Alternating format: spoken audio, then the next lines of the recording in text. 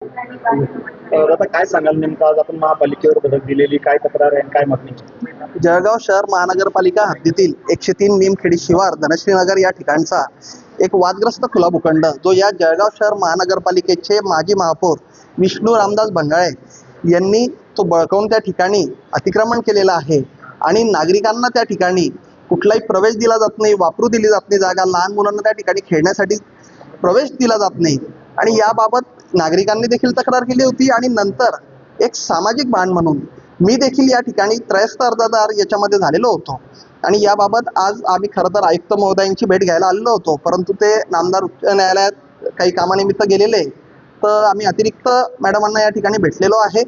त्यांना त्या ठिकाणी असलेलं अतिक्रमण, त्या शाळेची आज रोजी असलेली वस्तुस्थिती की ज्या शाळेमध्ये मोजून 5-6 मुलं त्या ठिकाणी शिकत आहेत त्यांच्यासाठी एवढ्या मोठ्या क्रीडांगणाची आवश्यकता आहे की या ठिकाणी ज्यांचा खऱ्या अर्थानं त्या मोकळ्या मैदानावर अधिकार आहे, त्यांचा अधिकार आहे आणि त्यांना वापरू देणं गरजेचं आहे, याबाबत आम्ही त्यांना सांगितलेलं आहे.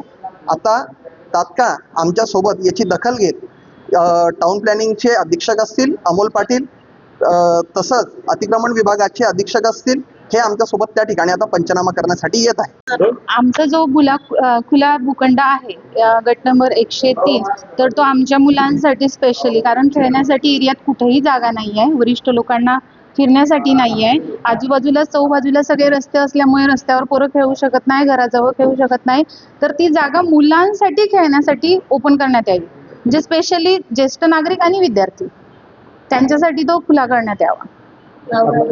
माझं नाव योगिता सोनोने.